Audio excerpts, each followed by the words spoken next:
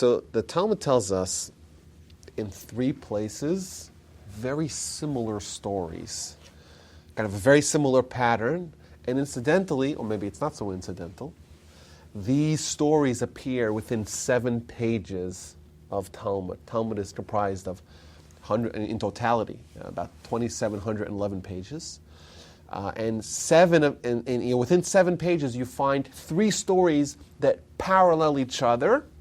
3 fascinating stories, but they also teach us something very kind of unique in Jewish life. And I'll preface this by saying, if you look at Jewish literature, and Jewish thought and Jewish philosophy, certainly traditional philosophy, the end game of life as a Jew, like the pinnacle, the heights, the acme of achievement for a Jew, has a name that's called Olam Haba, which is mistranslated as the afterlife, or it's more properly translated as the next world. But it refers to spiritual achievement here that is recognized in some other world. And the goal and the yearning and the hope of every Jew has always been to be part of that select fraternity that does good here, achieves greatness and immortality here, as manifested by being part of this group that has Olam Haba.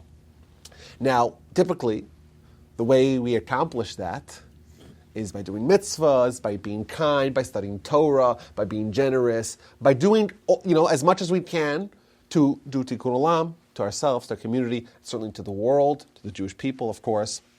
And that's like the assumption that we're walking into this discussion with. The Talmud tells us 3 stories where that entire model is just totally changed. Where in this method of acquiring Olam Haba is flipped on its head. And I'll tell you the stories really quickly. Story number 1 is about a hateful Caesar. The Talmud does not tell us which Caesar it is, because, and I guess that makes our job harder to try to figure out who it was, because there were so many Caesars, they hated the Jews. It could have been Trajan. He had a tremendously brutal hatred for the Jews. Certainly could have been Hadrian, as we know. Hadrian went on to slaughter thousands and thousands of Jews, according to Jewish and Roman sources, in the hundreds of thousands. It could have been Domitian, certainly could have been Titus or Vespasian. We don't know who it is. But there's this Caesar that was so fed up with the Jews that he gathered in his advisors. And he asked them a question. And the question he asked them is, what do you do if you have a wart on your foot? What are you going to do? You're going to suffer, or are you going to get it surgically removed? Basically saying, these Jews are a thorn in my side. What am I going to do? I'm going to suffer the rest of the time? I'll just get rid of them. That's what he proposed. I proposed getting rid of the Jewish people, just destroying them. So I was like, sounds like a good plan. And then one guy speaks up, and the Talmud tells us his name is Ketia ben Shalom. Speaks up and says, no, this is not a good idea. First of all, you'll be killing your own people. What kind of legacy is that? To murder your own people? Number 1. Number 2, the Jewish people are an eternal nation. You can't get rid of us, no matter what you try. And trust me, everything's been tried. You can't do it. And he quotes a verse. You can't do. We're here for good.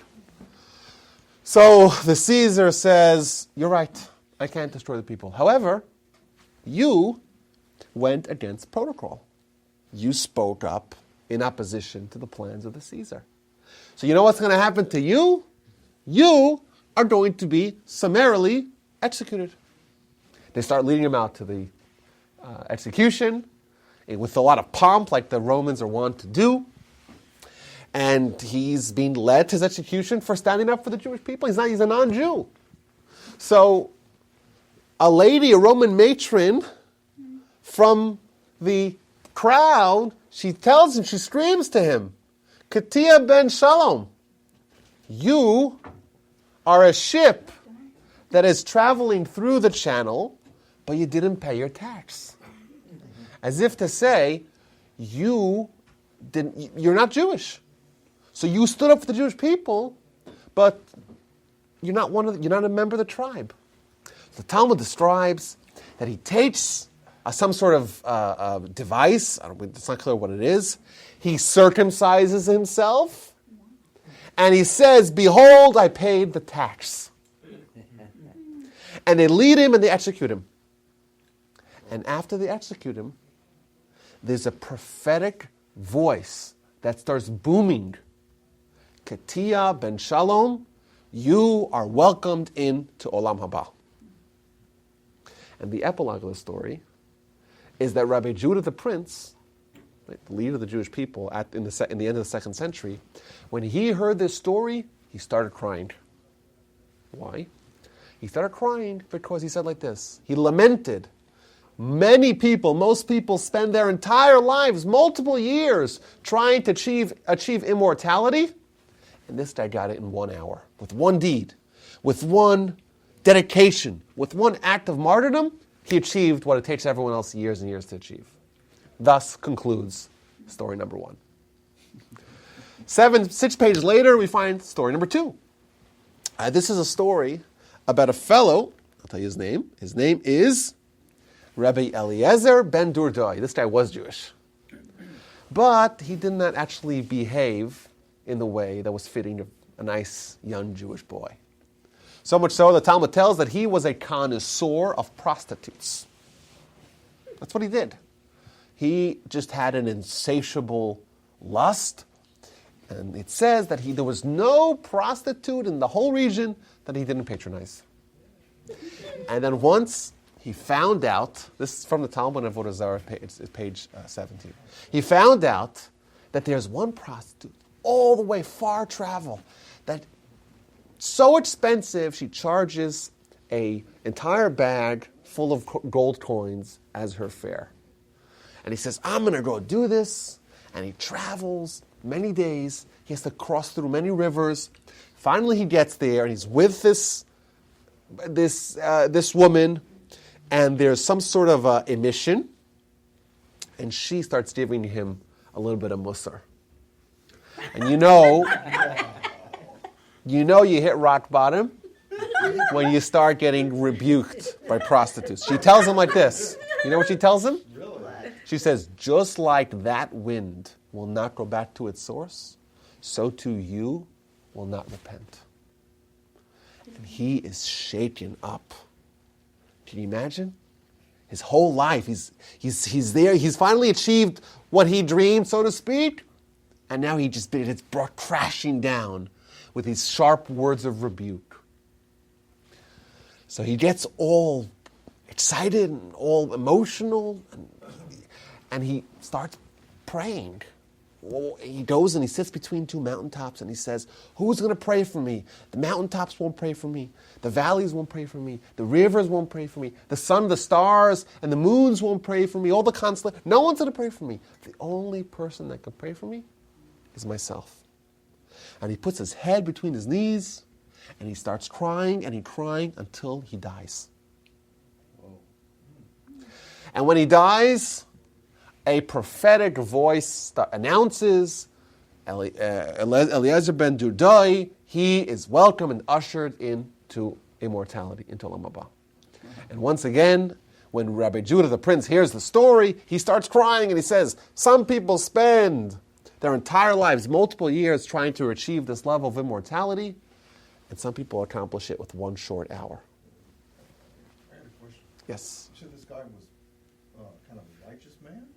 Well, Like a prostitute? no, it doesn't seem like that. But it seems because he had this one act of repentance at the end of his life that kind of made him achieve a very high level of a spiritual legacy that rivaled the people that spend their entire lives doing that. Oh, okay, because from a relative standpoint, he achieved a lot. I guess he said, no, he said, next time I do it, I won't pay for it. What do you mean? Next time I'm with a woman, I won't pay for it. Oh, well, okay, but I'm saying he fundamentally changed his kind of priorities in life. And that's story number 2. In story number 3, we do know when it happened, also from that same era. And this is when the Emperor Hadrian, in the 130s, he went on a campaign to assassinate as many of the Jewish leaders as possible. So, for example, the great Rabbi Akiva, whose story we know really well, Rabbi Akiva died in a horrific manner where he was tortured with combs of steel. They flayed his skin off. And who did that? That was Hadrian. That was the Emperor Hadrian. And he had this mission against the Jewish people and their leaders specifically. So one of them that he targeted was a fellow by the name of Rabbi Hanina ben Tradion. Hanina ben Tradion was teaching Torah to students with the Torah scroll in front of him. And the Romans came, and they seized the rabbi, and they seized the Torah scroll, and they bring him outside. They bring him to the city square. They take the rabbi, and they wrap him in the Torah scroll. And they light it on fire. Terrible, unimaginable. But in order to augment their suffering, the executioner took a ball of wool, dunked it into the water, and placed it upon his heart so that way he wouldn't die, to kind of make his suffering longer. But listen, the story is not over yet. So what happens? His students and his family's there, and they're suffering unimaginably, watching this happen before their very eyes. And the Talmud records conversations that he has, for example, with his daughter. His daughter says to him, "Father, I can't believe I get to see you like this." Right? She's absolutely devastated. He tells her like this. Listen to what he tells her. He says, "If it was just me, I'd be worried.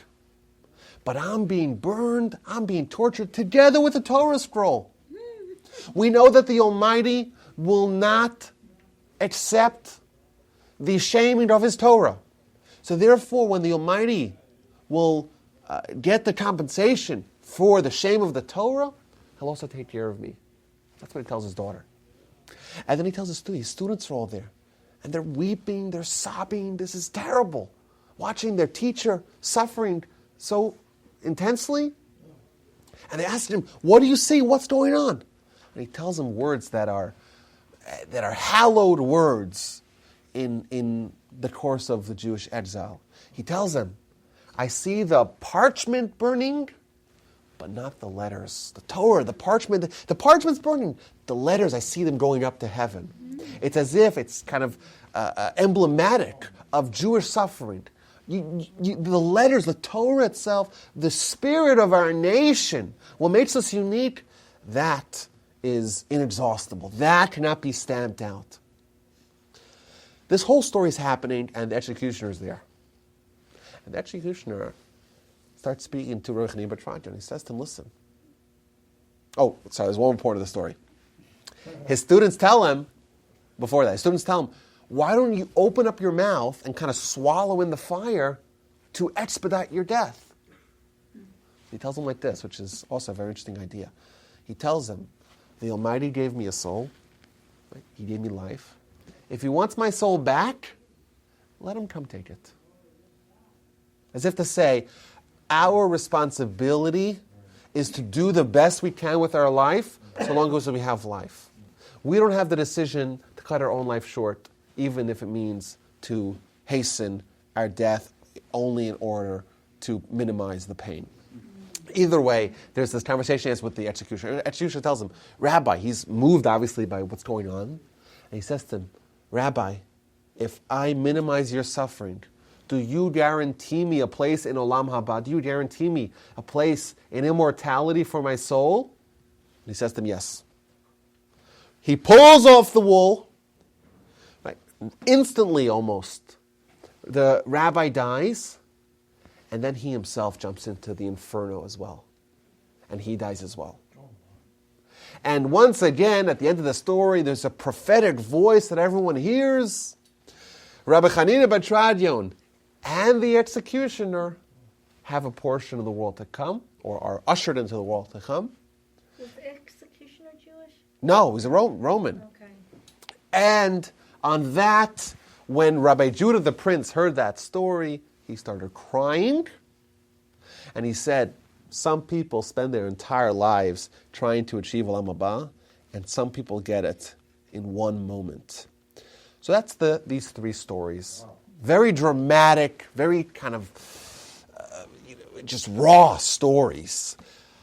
But this idea that it's possible for someone to kind of in 1 second, in one dedication, in one act, to change the course of their lives and to achieve something that is beyond kind of the normal realm of achievement, to do an act of dedication of their lives to God. Now you notice that all three people in these stories, they all ended up dead, right? Yeah, right.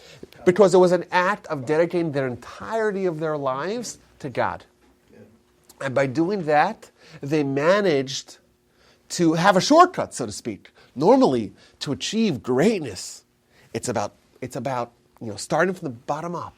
You work on yourself, and you have your bar mitzvah, and you start doing mitzvahs, and you start learning how to have nice mitzvahs, have a nice character, and you get married, and there's all the hassles that come with that, and the difficulties. You have children, and you inspire your community, and you infuse your life with a Jewish perspective, and you have a relationship with the Almighty, and you learn Torah, and you work, and you fight, and you struggle, and there's challenges. And the hope is that after a whole life you achieve perfection, greatness, and indeed a place in Olam Haba. And then there's this guy, in one instant, with one act, with one dedication, with 1 hour, they get to the same place. Yes? Okay, so let me ask you this. Go ahead. Is it possible to experience this moment, say, if a guy lives to 80 when he's 40? Or does he have to? We're going to get to that. Is it possible to experience this without dying?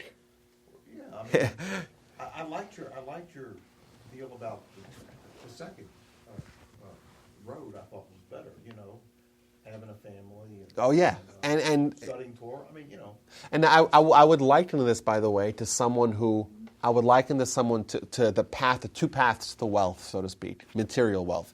You build a business, and you work, and you invest, and you reinvest your profits, and eventually you expand, and the business grows, and you have an opportunity, and you take it, and eventually you build wealth. And the other way to build wealth is to just win the lottery, right? And you're at the same exact place. And you know what? What happens when someone who spent their entire life, since they were 16, like Warren Buffett was delivering newspapers at the age of 10, he achieves fabulous wealth, and then who moves in next door to his, right next door in California, on the beach, Malibu, who buys the house next to the guy who wins the lottery. Isn't that like, I spent my whole life to get there, and this guy gets there in one instant? That's maybe why Rabbi Judah the Prince started crying. Like, it's just unfortunate the fact that we have to toil so hard to get there, and then one guy just cuts the line. Either way, I think that we could, the idea. Let's first talk about the idea, and then kind of how it applies to us. I think the idea is like this: to achieve Olam Haba, you have to have a certain, so to speak, a spiritual existence. You have to become not merely a physical entity, a physical iteration of yourself. You have to create a spiritual iteration of yourself. I'll explain what I mean by that. We're told that there's 248 positive mitzvahs. 248 mitzvahs where the Maya says, thou shalt do X, Y, or Z. The Talmud tells us that there's corresponding to that 248 limbs. And the idea being that every mitzvah you do, you're creating a spiritual limb. You do all the mitzvahs, you create a perfect spiritual kind of replica of yourself. And that is indeed your legacy. And thus it takes a long time. It's you're working, you're struggling, and you're building from the ground up. But there's another way. And that is where you don't do limb by limb, brick by brick, slowly building up towards having your entirety of your spiritual existence. Rather, you jump in all at once. You dedicate every single limb of your body, so to speak, to a mitzvah. Thus, instantly creating your spiritual counterpart and thus achieving your legacy. That's the idea. Now,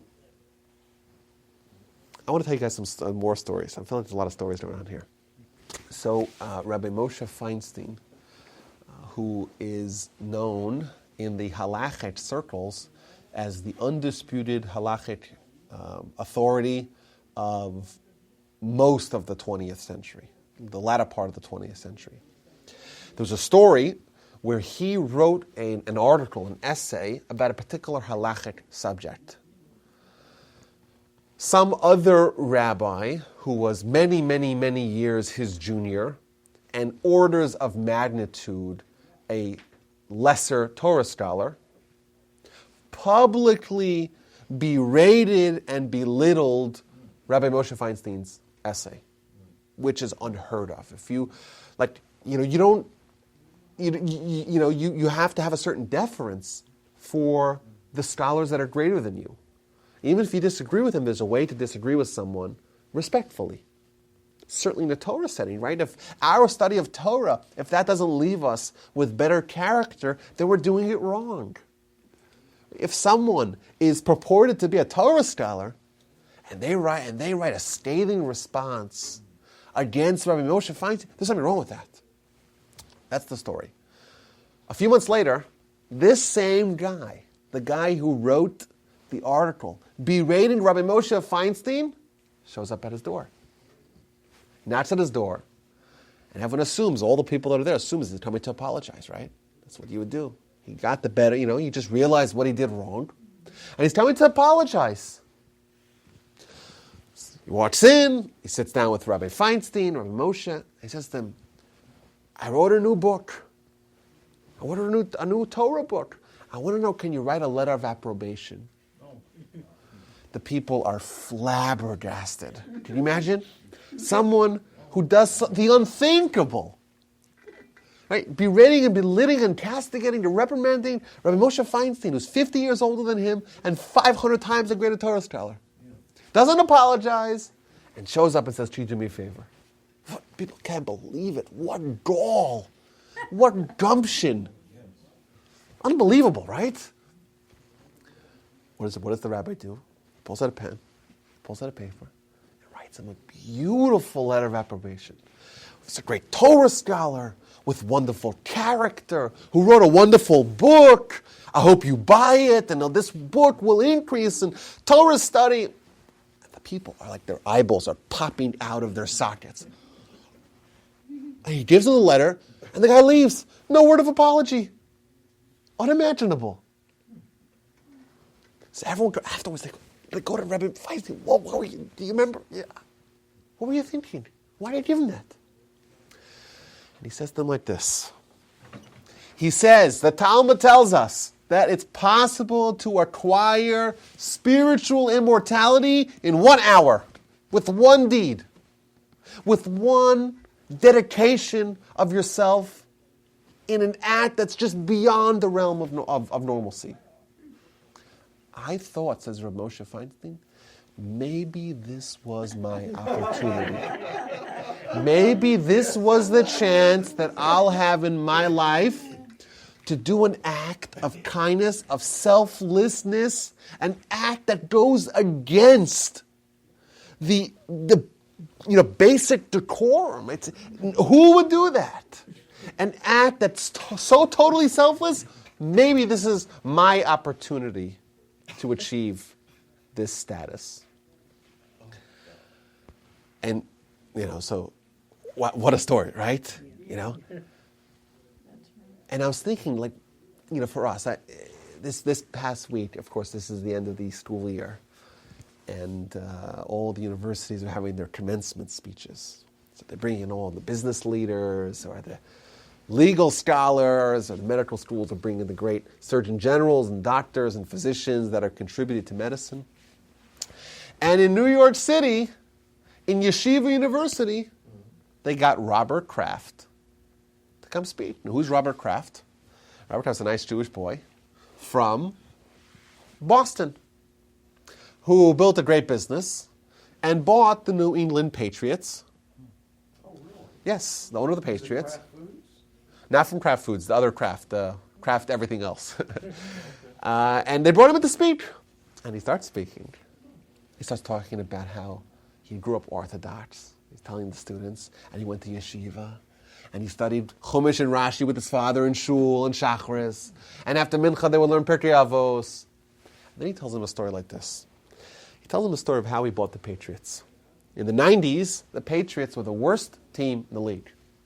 He says the preceding 4 years before he bought the team, they had won a grand total of 14 games over 4 years, 3.5 games a season on average. They were mismanaged. The fans weren't happy with the ownership. No one wanted to be there. It was just a disaster. So he was sitting there with the owner, and he said to him, okay, I'm interested to buy the team. And the team at the time was worth about $112 million. He says, he was willing to pay up. He was a big Patriots fan. He was a season ticket holder. He was willing to pay $115, $120. His highest number that he said that he could have possibly considered was $122. And the guy gets there and he says, nothing less than $172 million. $50 million more than the highest estimate of its worth at that time. And that number was just outrageous for any sort of sports franchise at that time. Now, indeed, today it's probably worth $5 billion, so he made good on his deal. But he's sitting there, and he says he didn't have the money. He didn't have the plans how he's going to pay for it. But he said sometimes there are opportunities that only come once in a lifetime. There's some iconic franchises, iconic opportunities. The team was going to move to St. Louis. Right? They didn't have support of the fans, of the local fan base. He said, I'm going to do it. And then he says, on Friday, he closed the deal. Shabbos, he went to shul, and it was a snowstorm.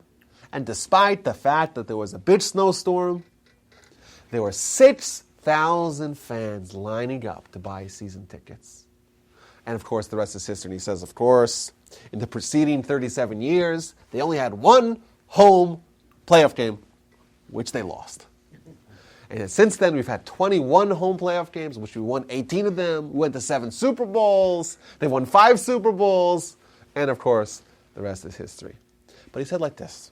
He said, in business school, they don't teach you to make these deals. There's sometimes you got to follow your gut. You have an opportunity that's once in a lifetime. You'll never get such an opportunity again. And this is not something you can learn. You have to just seize it when it's there. And I was thinking, how kind of relevant is this to our discussion? In life, you'll have financial opportunities. Once in a lifetime, you got to seize them. And you'll also have spiritual opportunities. Once in a lifetime opportunity. And you're not taught about it. No one teaches you in school. You're not going to learn about it in Sunday school, how to seize this opportunity, just like you won't learn it in business school, right? You're not going to learn yeshiva. You just have to be there ready to pounce on a deal. Be ready to pounce on the spiritual opportunity that can maybe only come once in a lifetime. The guy comes to you and asks you for an approbation, and it's just unimaginable how someone could have such chutzpah. Such chutzpah? To not even apologize? To consider yourself a peer and then to come? Unbelievable. Rabbi Moshe Feinstein teaches us, when you have a spiritual opportunity of a lifetime, you don't let it pass. You grab it, you seize it right away. Don't let it pass. Maybe this is your opportunity to achieve a spiritual immortality. Go ahead. I have a problem with that. Okay. Consciously doing something in order to achieve spiritual immortality. I mean, a person should want to do it and not worry about that. Yeah, well, The result. that's true, but it means you say it doesn't sound altruistic to do it for a reward, so to speak. Well, also, it's not just altruistic. It sounds like, this is he was bargaining with God. Like, I'll do it. But, It's like a I'm quid pro expecting. quo. Yeah, I'm expecting something back from this. I really am expecting something. Well, and that's the thing, and you'll get it. It just, like we said earlier, it's not something which is tangible. It's your spiritual self talking here. Your spiritual self is awakened to an opportunity, and it indeed is the part of us that is eternal. You know, the fact when we die, we die, our body and soul are separated, but our spirit, our soul lives on. And the soul is a product of the spiritual decisions that we make in this world. And we have an opportunity to achieve a once-in-a-lifetime opportunity for our soul. So forget about whether or not what our motivations are for why we do that. But either way, it's an opportunity that as spiritual entities, we're always trying to find spiritual opportunities, to do mitzvahs, to do kindness, to do good in the community, right? That's the things that we're always looking for as Jews. But every once in a while, we realize opportunity comes to our lap, and we have to be ready to seize it. I was thinking another example. Someone comes over to you and say, hey, I have my nephew, he's not cut out for the academia. He needs a job. So you say, oh, who do I know that maybe can be hiring? So you think, oh, I'll make a phone call, right? But this is an opportunity to maybe set someone on a good path in life. Who knows if you find them a good job and they have some good mentors and they have someone who kind of helps him get through the vicissitudes of teenagehood and adolescence. Who knows? Maybe you could set him kind of on a path towards, eventually going back to school perhaps, or going to college, or getting their GED, and building a family, and being part of a community. And they're maybe right now kind of on the precipice. Maybe there's kind of this opportunity. Who knows which direction they could go in life. And you make a decision, and that has tremendous ramifications. The point is that a small decision sometimes goes a really, really long way, provided that you follow through with it. So, back to this picture. Pass this down, because this is why I showed this at the beginning. My grandfather, he's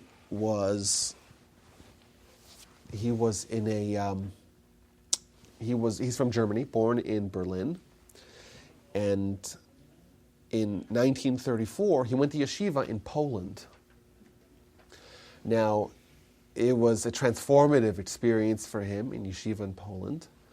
The problem was that Poland in 1938, with the rising vitriol of Hitler, they expelled all their German nationals. So if you were a German national, like my grandfather was, you had to leave Poland. Can you imagine the predicament of being in Poland in 1938? And Hitler has already invaded Czechoslovakia, and you have to leave Poland? Where are you going to go? What are you going to do? You go back to Germany? Can you imagine going back to... So he went back to Germany. Eventually, he managed to get another 3-month visa to go back to Poland. He gets a 3-month visa to go back to Poland. At the end of the 3 months, he's out of luck, right? Well, what's he going to do? Where's he going to go? Right before he had to leave Poland, he received a message from Sweden. In Stockholm, there was one observant Jewish family, one family in Stockholm, the Lehman family, and they had young kids who were growing older, and there was no educator for them. So they said they wanted to know if my grandfather would be willing to come to Stockholm and be the educator for their children. The Almighty sent a lifeline to my grandfather. So he went to Stockholm, and he was there from 1938 till 1946 or 47 was actually, I think it might have been 47 when he left. And of course, he gets there, and a couple of months later, the war breaks out. And the yeshiva that he was part of in Poland is now in flux. They ended up being on the eastern side of the division in Poland. Remember, when Russia and Germany invaded Poland in September 1st, 1939, they essentially divvied up Poland in half. The eastern part went to Russia, and the western part went to Germany. So the yeshiva happened to have been on the eastern side. So they were kind of safe for now. And that wouldn't remain like that. Because, of course, June 22nd, 1941, Operation Barbarossa and the Germans surprise attack against Russia. So the yeshiva was always one step ahead of the Germans. They managed to get visas to Curacao in the Dutch islands in the Caribbean, which was a nice place to go. Maybe it's a nice place to go on vacation nowadays. But the only reason why they needed it was to get a transport visa. In order to travel at that time, you needed a passport, you needed a transport visa, or a transit visa, and a destination visa. So they need to get passports, the yeshiva students, they had to get transit visas, and they had to get destination visas. Now, Russia would agree to give a transit visa provided that they had a destination visa. So my grandfather was instrumental in getting Polish passports, even though Poland had ceased to exist, but they were still operating in consuls in certain places, so they were able to get Polish passports and Curacao visas. He developed a relationship with the Dutch consul in Stockholm, and he convinced them to just give hundreds and hundreds of visas to Curacao, which my grandfather sent to Poland and gave to the yeshiva students. So now armed with Polish passports and Curacao destination visas, Russia agreed to give a transit visa. And the entire yeshiva, and indeed hundreds of other yeshiva students as well, managed to take the trans-Asia, trans-Russian railroad and to dock themselves in Japan, which indeed, there's an entire yeshiva, it's a remarkable story, how an entire yeshiva, faculty, and hundreds of students managed to continue yeshiva operations uninterrupted throughout the war, initially in Kobe, Japan, and then in 1941 they moved to Shanghai in the mainland China, but it was obviously occupied by the Japanese. And they were there till 1946 or 47, where they came to the United States and back to Israel. And indeed, Chaya's grandfather, my wife's grandfather, paternal grandfather, was one of called the Altamirers, which is Yiddish for the old mirrors. Mir was the name of the town in Poland that the yeshiva was in. And he was an old Mir, which means he was in yeshiva in Mir. And he transferred with the yeshiva to Kobe, Japan, and then ultimately to Shanghai, and he ended up in New York in 1947. His family was in Baranovich. Baranovich is in the eastern part of what's now Belarus, which was then Poland. His entire family was slaughtered. In fact, 98% of Baranovich, of the Jews of Baranovich, were slaughtered. And he managed to survive because he was thousands of miles away in relative safety. Of course, he moved to New York. He built a family. He had 7 kids and 57, I think, grandchildren. One of them is my wife, and thus multiple great-grandchildren, etc. But either way, we have a story here where my grandfather is in Sweden. Also, he was in the same yeshiva. He has all his friends and the yeshiva that he's part of, they're now in Japan. And he provided a vital function. Remember, you have a yeshiva in Japan. What are they going to eat? And who's going to pay their rent? So they had benefactors in the United States. There were people in the United States that were spending days and nights raising money from generous Jews to help support these young scholars. Now you have a box full of cash. How are you going to get to Japan? The United States and Japan are at war. Right? There's no postal ties between the two. So they would send all the money to Sweden, which was neutral, to my grandfather. He'd repackage it and ship it to Japan. And he was this vital link between the two parts of this exchange. He spent the entire entirety of the war, engaging in trying to save Jews. They formed a Vad Hatzalah. Vad Hatzalah is like a congregation of salvation, whose job in Stockholm, a few people ended up in Stockholm, we're going to try to do what we can to save. And he managed to save hundreds of yeshiva students with his visas and passports, but that's not where our story really heads to. After the war, my grandfather saw in the newspaper, in the Swedish newspaper, that trains full of refugees arrived in a certain town in Sweden. Just to give you a little insight of kind of the capabilities and ideals of my grandfather. When he was in Sweden, he learned Swedish, wrote and published books in Swedish about Judaism. Just, pretty cool. He wrote his first book when he was 16, in German. And certainly we know many, many books in Hebrew, ultimately, once he got to Israel. But he reads in the newspaper that there's trains full of refugees that arrived in Sweden. And what did he say? Maybe there's some young Jews there. Who knows, right? After the war, it's chaos. Can you imagine? The entire war, entire world really, 83 different nations at war. The Jews at the center of it. Who knows? Now, what actually happened was that Sweden had a problem. Similar problem that's what's facing the Chinese today. They had a misalignment of males and females in their country. So they agreed to accept 20,000 Jewish girls, survivors of the camps, to accept them to come to Sweden, and thus they'll become Swedicized, or whatever it is, acculturated, and they'll marry young Swedes, and then they'll solve their problem. That's what they said, of course, under the guise of being so helpful. They only allowed females. My grandfather gets to the camp, and he sees hundreds and hundreds of Jewish girls. He's talking to them, what's going on? And they're all obviously traumatized. They all have stories. They're all trying frantically to find maybe some lost friends or cousins or relatives. Grandfather's there, and he hears this loud ringing bell. And he asks them, what's this bell? He says, it's lunchtime. Lunchtime?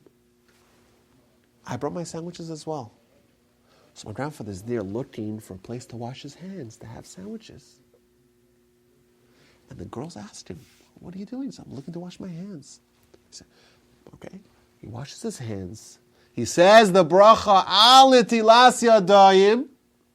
He turns around. He makes a motzi lechem min haaretz. And he sees all the girls are starting to cry.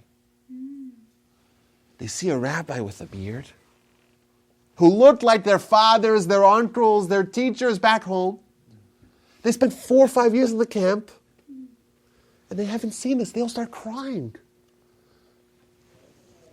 Young Jews who are just brutally torn away from their people. And they see a rabbi saying a blessing over the food.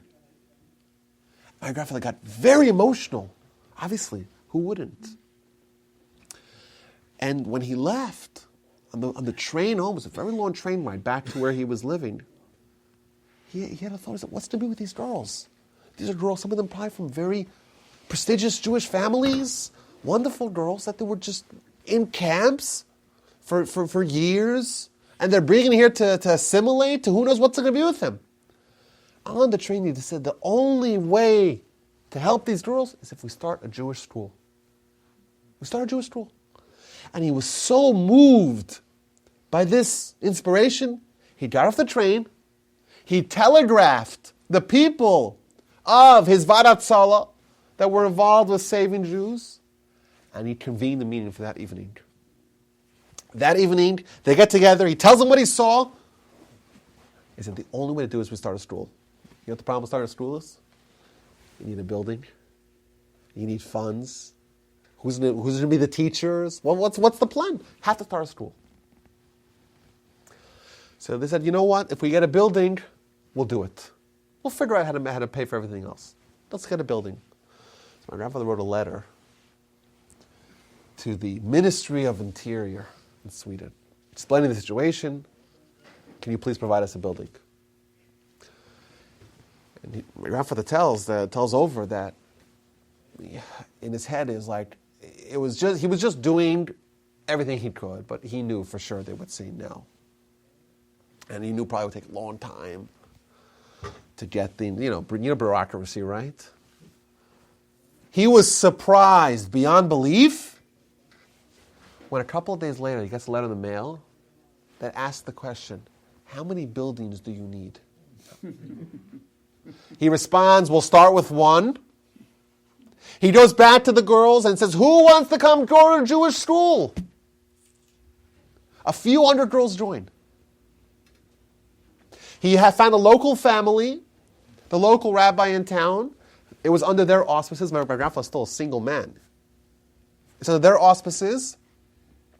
And this is a picture of my grandfather teaching some of the girls. He would come in once a week and teach them Chumash, teach them about the Parsha. And indeed, though there were several hundred girls that came through this school. It was in a place, it was an island right in the outskirts of Stockholm, a place called Lidingö, beautiful place. A small little city. They found that they had a quiet building, and they managed to rehabilitate hundreds of Jewish girls and integrate them back into Jewish life. And indeed, these girls, these Lidingö girls as they called themselves, they created a very tight bond. Can you imagine after the war, they had each other, they had people to rely on. They were able to try to achieve a certain semblance of normalcy. Indeed, these women, most of them ended up in Israel and building families and developing legacies and having children and grandchildren and great-grandchildren. And they would still get together. All the time they would get together. Every year. And by the way, my grandfather met my grandmother in that school as well. She was one of the teachers in the school. So to me, this is an example of someone who had an opportunity to change the lives of people, to change the world, really. You change the life of one person, you change the world. You change the life of hundreds of people, most certainly you change the world. And he seized his opportunity. He saw his chance to achieve immortality, to achieve a legacy in 1 hour. And he's on the train. Can you imagine on the train? Devastated, I'm sure, with what he saw. Right? The images of war, of shock, of trauma before his very eyes. And he's heartbroken, he's shaken. His own family, of course, his own family perished in the war. And to just mobilize himself and to galvanize and to say, I'm going to do something about that. And he said, I'm not going to wait till I get to the train station, till I get back to Stockholm. I'm getting off the train right now. He got off the train in the middle of the trip. He sent telegraphs, and they just did it. And indeed, like the legacy of that story is just, to me, that this is an example of someone who actually did it.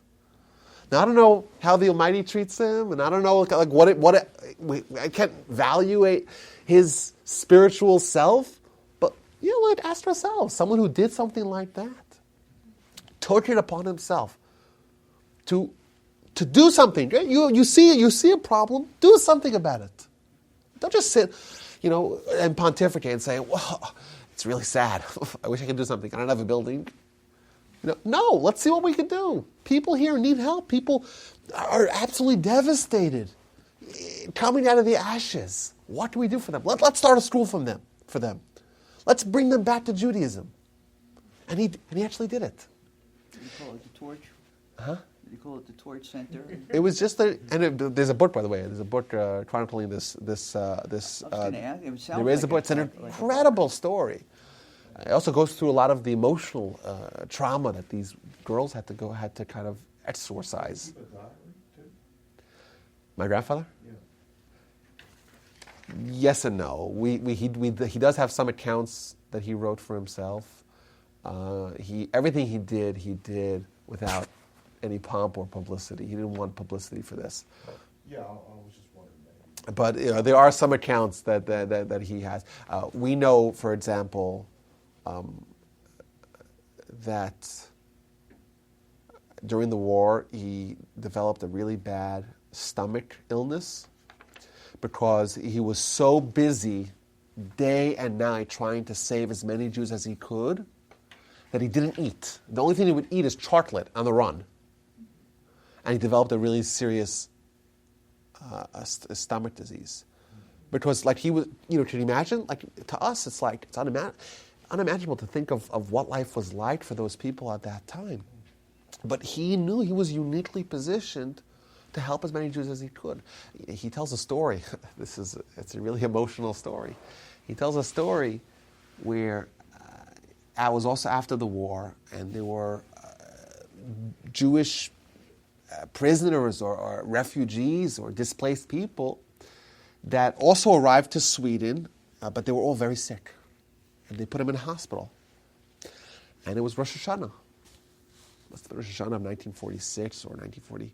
Must have been 1946. No, maybe it was 1945. Whatever. Right after the war. These skeletons really had come out of the camp, 60 pounds, with tuberculosis, and who knows what else they have. They put them in a hospital to try to maybe revive them back to life. I know Chai's grandmother survived the war with her sister. And her sister died 2-3 days after liberation. And it was common. She died of tuberculosis, and she just died in her hands. Could you imagine? Unbelievable. So my grandfather goes to this hospital on Rosh Hashanah with a chauffeur. And he said he's the whole Rosh Hashanah, all he did was go from room to room to blow shofar for these poor, emaciated bodies and souls. And he said on day 2 of Rosh Hashanah, he went there, and there were a lot of people that were there on day 1 and were already perished on day 2 by the time he got there. But to me, like this story, of course, it's heart-wrenching, but it really demonstrates the attitude that he had towards trying to capitalize on spiritual opportunities that you see. I'm sure there were other people as well that could have pulled people off the train proverbially, right? There were people, and there are the heroes that did it. And then there were people that said, I'll wait for someone else to do it. Or I'm sure it's fine, and then there are people that said, no, I am going to achieve something by saving lives, by building families, by building communities, by saving souls. I'm going to do it. It's my responsibility. And the key is that their inspiration, they didn't wait till he got to the end of the train. He said, I'm going to stop right now. I'm inspired now. I'm going to stop right now and try to do whatever I can. Get off the train. What can I do right now? You know what I can do right now? I can make a telegraph and make a meeting for when I arrive. And you arrive, the only thing you can do to start a school, how do you start a school? Who knows how to start a school? What do you do? I didn't go to school to learn how to go to school. Do you have to open schools? Let's get a building. Well, how do we get a building? I don't know. Let's write a letter. Well, they'll say no for sure. Well, it's not worth their time. Well, let's try. We'll see what happens. Maybe they might give us divine assistance to make it work. And indeed, we know there's hundreds of girls that went through that schools around, I think, till 1948, when everyone was finally allowed to either go to Israel or go back to the United States. And indeed, it changed the world. There's probably thousands upon thousands of people that are descendants of these girls today that wouldn't be there. There'd be some Swedish kids, Swedish 6-footers. That's what they would be. They wouldn't have a Jewish identity. They wouldn't be living in Israel. They wouldn't teach their kids Torah. They wouldn't, because that was the intention. That was the intention. Quickly get them off the boat, let them assimilate. They forgot everything. And someone said, no, I'm going to do whatever I can. And I think that we have to really prepare ourselves for opportunities. A good businessman is trained to always have their eye out for a good deal. So is that something that's addressed in the Talmud or in the Torah, taking initiative, identifying an opportunity and an extraordinary that can be? Well, I guess these stories are one, and the stories that we said about the Rabbi Moshe Feinstein would be another. I think certainly the stories about my grandfather would be relevant. But I think that I think that the first thing is we have to be primed for that. Our attitude has to be, I'm always ready to pounce on a good deal in a business. I'm always ready to seize an opportunity. I'll give you guys an example. I told this to someone recently. You have a relationship or a partnership with someone. And you know what happens in partnerships? There's partnerships, right? What happens to partnerships? They sometimes... The partner that comes with the money gets the experience, and the partner that comes with the experience gets the money. Yes, and but what happens? Said that. Yeah, well, that's My great. grandfather said That is great. But what happens when partnerships go bad? Or what happens when there's division in a family, in a community, God forbid, in an organization? And this happens all the time, right? Partnerships are, you have to have really wonderful character traits to make sure it works. Or relationships that go south. It happens all the time. Sure. And then the question is, what are you going to do about it? You know that someone did something wrong to you. And it's hard to give that up. Because you're right and they're wrong and they refuse to admit it. And all you have in your heart is pent-up enmity towards that person. And then you have a chance. Now this is a chance to forgive them. Even though you're right. You know how easy it is to forgive someone when they're right? That's very easy. You know how hard to forget someone when you're right? And to rebuild a broken relationship even though they refuse to see their evil? You know how hard that is? Very hard. Very hard. But you know what happens when you do that? When you bring peace into this world, despite the fact you were wrong? That's an act of dedication.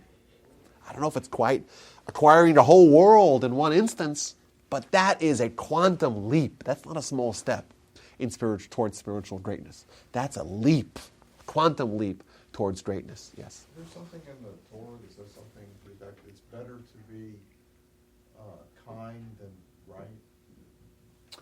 Well, I'm saying that's obviously implied, right? The idea of being kindness, of walking the way of God, that's repeated 8 times in the Torah. Abraham, how many times was Abraham kind, despite the fact that Abraham and Sodom, right? Sodom and Gomorrah, what does Abraham do to try to intercede upon their behalf? They're sinners. Let them die. They stand for everything that Abraham stood against. What does Abraham do? Give them kindness. But Abraham was right and they were wrong. Still, it's an opportunity to do kindness even though you are justified. And even though they're supposed to be smitten due to their evil. But it's an opportunity for you to overcome that, to do something great, to achieve a certain level of spiritual accomplishment that you can't otherwise do. And then perhaps being eligible for that next place that we were talking about in your previous 3 stories. Yeah, that's 100%. So that's my. I think that to me that's the poignant takeaway for us is that, you know, we have to treat our spiritual iteration of ourselves the same way we treat our physical iteration. We've got to nurture it. We've got to nourish it. We've got to tend it. It's hungry just like our body is hungry. We've got to give it Torah. We've got to give it mitzvahs. We've got to give it good deeds. And also be ready, because there's going to be times in our life where we're going to have an opportunity to do something that's just beyond the normal realm, the normal trudging, the normal grind of achieving greatness bit by bit and just jumping all the way ahead of the line. Yes? Yeah, I was going to say, what were you saying just a minute ago? And maybe I can remember. What was I saying a minute ago? Trying to achieve greatness. That's frustrating. Well, I want to talk with you after class anyway, because we have a family situation that is directly applicable to what you're talking about. But that's a common example. It's a common example when you know you're right and you know that someone else is wrong. And it's so hard to give that up. because you're justified, and indeed you are. But it takes tremendous courage to say, I'm right, but I'm going to go ask forgiveness. It's an unbelievable thing if you could do it. I know I'm right. I'm going to say, I'm apologizing for our disagreement, for our fight. I really shouldn't have said what I said. I shouldn't have done what I did. Just doing that. And by the way, you'll have peace, because most likely they'll say, well, I wasn't so right either. I shouldn't have said that either. That's most likely what you'll accomplish. But to do that and to kind of give in, to be the first one, when there's a fight between spouses and no one wants to kind of break the silence because they don't want to admit that they're the ones that are responsible. I'm not looking at you.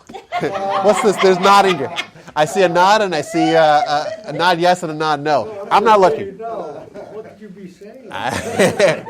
But that's the way it is. And the question that matters to us is, who is going to be the one that's going to say, I was wrong? And you know what? Who cares whether or not we're suddenly so justified? Oh, what do you mean? They were wrong, not me.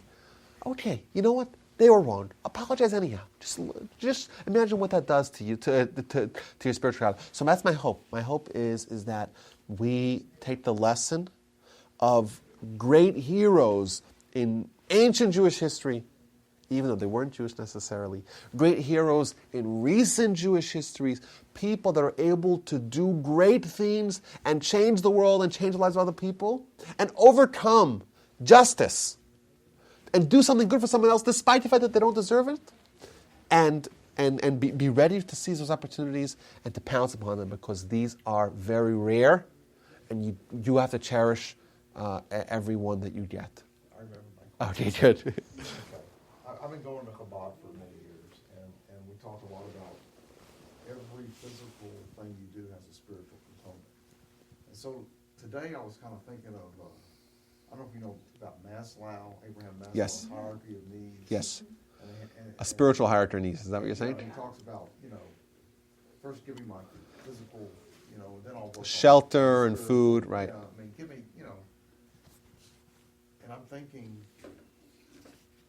I don't know if that's totally right, at least according to Chabad and what I believe too, that, even a So that's- destitute person can be spiritual, still has spiritual needs that need to be, So what I would and say, gifts that need to, so you're asking about kind of Maslow's hierarchy.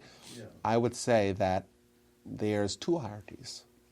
It means he lumps the spiritual into the same hierarchy. I'll say there's a hierarchy for your body and there's a hierarchy for your soul. And I'll tell you why I say that.